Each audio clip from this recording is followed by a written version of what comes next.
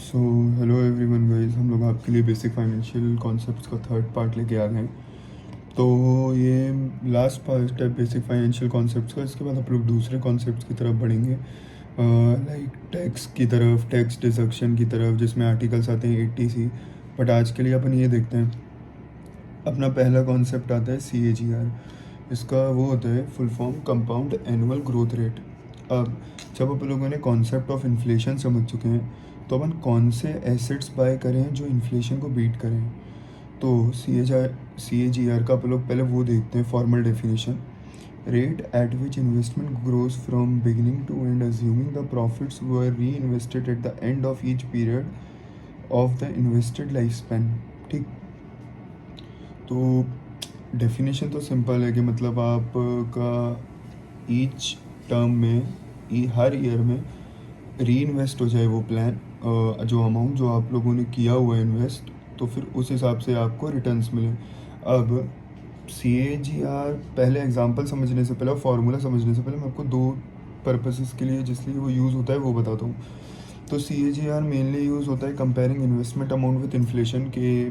जैसे आपने 100 रुपये डाला, आपको मिला 110 रुपये एक साल बाद, इन्फ्लेशन हुआ 15% का, तो आप लॉस में गए। अगर इन्फ्लेशन हुआ 7% का, तो आपको प्रॉफिट। इन्फ्लेशन को देख के आपको इन्वेस्टमेंट करना होता है ना, नहीं तो आप 100 रुपये से 105 रुपये बना के करोगे क्या, जब आप इन्फ्लेशन को बीट नहीं कर पा रहे हो। तो दैट्स वन कॉन्सेप्ट। से comparing the return of one investment avenue to another investment avenue, तो एक ही हो गया। वन इसका फार्मूला देखते हैं। इसका फार्मूला आपको लिख के रखना है, आप लिख के रख सकते हो, बाकी मैं इसका PDF अटैच कर दूंगा, और आप लोग मेरा टेलीग्राम चैनल ज्वाइन कर लेना। मैं वो आज क्रिएट कर दूंगा, और वहाँ पे मैं हर वीडियो उसके नोट्स डाल दिया करूँगा। तो CAGR का वो होता है अपना full form, formula FB divided by PV to the power 1/n-1। FV मतलब फ्यूचर वैल्यूज़, प्रेजेंट वैल्यूज़, और ये नंबर ऑफ़ ईयर्स। अब एक एग्जांपल से समझते हैं। ये मैंने रफ वो निकाला है, मतलब इसका आई थिंक 10.83 समथिंग कुछ आ रहा था, बट मैंने 10% लिख दिया। तो जैसे आप मानो ये अपने पास एक एग्जांपल है, ठीक। अब इसमें आप देखो कि जो फ्यूचर वैल्यू है वो कितनी है, 16,500। प्रेजेंट वैल्यू है 10,000, और नंबर ऑफ़ ईयर्स कितने, 6। 0 1 2 3 4 5, ऐसे 6 गिने मैंने, 6। और फिर उसके बाद -1। आप जब इस फॉर्मूले में इसको डालोगे तो अपना ये आ रहा है 10% का। अब 2016 से 2021 तक कितने का इन्फ्लेशन हुआ। अब कितने का इन्फ्लेशन हुआ उस पर डिपेंड करेगा कि आपका जो CAGR है और जो इन्फ्लेशन रेट है, आप उन दोनों को कंपेयर कर सको, जिससे आपको पता चले कि आपका इन्वेस्टमेंट अमाउंट सही है या नहीं है, या फिर वो गलत है। तो CAGR का कॉन्सेप्ट बहुत ज़्यादा इम्पोर्टेंस है, रखता है। सेकंड आता है अपना रिस्क टॉलरेंस। अब हर कोई इन्वेस्टमेंट नहीं कर सकता, to be very honest. Like आपके पास एक हिम्मत होनी चाहिए कि जिससे आप बता सको कि जैसे मान लो मैंने आज 100 रुपये डाले और मेरा 10 रुपये का कल ही लॉस हो गया, तो मेरा 10% का लॉस हो गया। जैसे अभी मेरा जो पोर्टफोलियो है, because market is going very down, तो मेरा पोर्टफोलियो अभी 7-8% के लॉस पे है। बट अब इसका मतलब ये नहीं है कि मैं पैसे बाहर निकाल लूँ, मैं एकदम से पैनिक कर जाऊँ। तो आप में एक रिस्क टॉलरेंस फैक्टर होना चाहिए कि आप सहन कर सको वो डाउनफॉल। ठीक है। तो इन्वेस्टर दो टाइप के होते हैं, एक होता है एग्रेसिव इन्वेस्टर और एक होता है रिस्क एवर्स इन्वेस्टर। अगर आप एग्रेसिव इन्वेस्टर हो तो very good, go for stocks. अगर आप रिस्क एवर्स इन्वेस्टर्स हो तो फिर आपके लिए FD बनाएं। पापा लोग करते हैं ये सब FD, ठीक है आप कर सकते हो, बट FD आजकल इन्फ्लेशन बीट नहीं कर पा रहा है, तो आपका CAGR और आप जब इन्फ्लेशन काउंट करोगे तो फिर सही नहीं आएगा। बट ठीक है, अगर आप सेफ इन्वेस्टर हो और आपको अपना पैसा ग्रो करना है, तो फिर of course go for FDs, mutual funds. इससे चीज़ आप पैसे बढ़ा सकते हो। और अगर आप एग्रेसिव इन्वेस्टर हो तो देन गो फॉर स्टॉक्स, तो आपको मज़ा आएगा। थर्ड आता है अपना एसेट एलोकेशन एंड डाइवर्सिफिकेशन। इसमें एक बहुत अच्छा कोट आता है, never put all your eggs in one basket. ये लाइफ में भी लागू होता है। कभी भी एक गर्लफ्रेंड को सारा अटेंशन और प्यार मत दीजिए, सबको थोड़ा थोड़ा दीजिए, जिससे अगर एक चली भी गई तो आपके पास बाकी सारी रहेंगी। बट अपार्ट फ्रॉम दिस, आप समझ ही गए होंगे मैं क्या कहना चाह रहा हूँ, तो ठीक है। Similarly not put all your investment in one asset class, मतलब अगर आपने एफडी कर रखा है तो सिर्फ एफडी में पूरा पैसा मत रखिए, या फिर आपने म्यूचुअल फंड्स कर रखा है तो सिर्फ म्यूचुअल फंड्स में पूरा पैसा मत रखिए।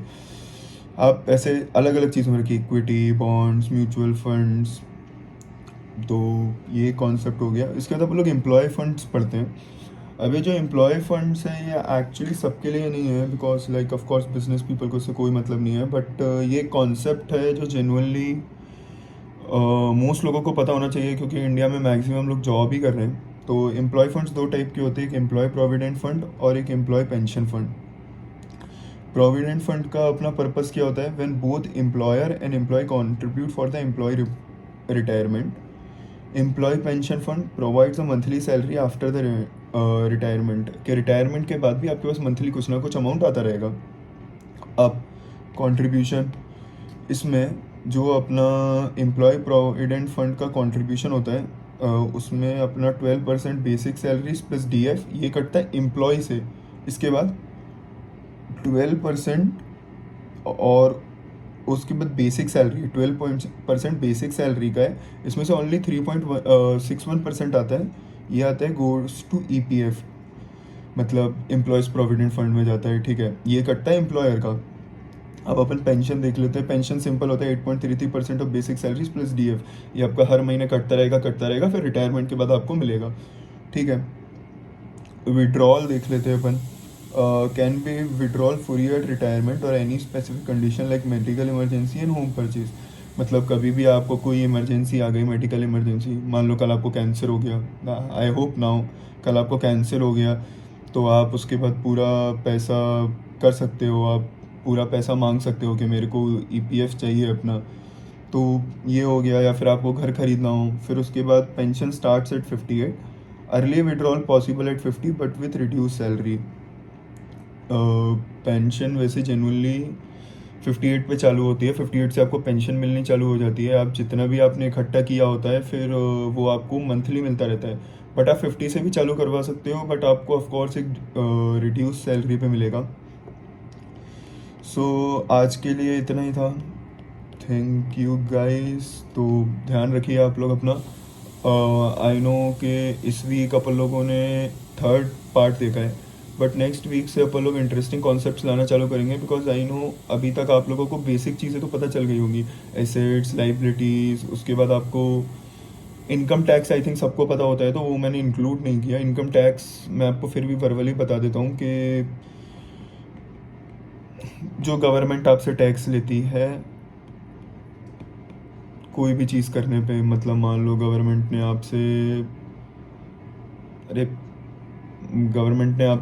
15% का टैक्स लिया ऑन योर सैलरी, तो ये इनकम टैक्स होता है जो आपसे गवर्नमेंट टैक्स लेती है। बहुत सारे आर्टिकल्स के अंदर फाइल होता है, 80C हो गया, 80D, वैसे ये सब टैक्स सेविंग्स आर्टिकल्स हैं जिससे आप टैक्स बचा सकते हो। 80C से आप 1.5 लाख तक का टैक्स बचा सकते हो। तो 80C पे मैं पूरा एक डेडिकेटेड वीडियो डालने की सोच रहा हूँ। मैं सोच रहा हूँ नेक्स्ट वीक तक मैं वो पूरा डेडिकेटेड वीडियो निकालूँ 80C पे। सो ठीक है guys, enjoy your week, enjoy करिए आप भी, मैं भी इन्जॉय करता हूँ। Okay, bye bye, take care.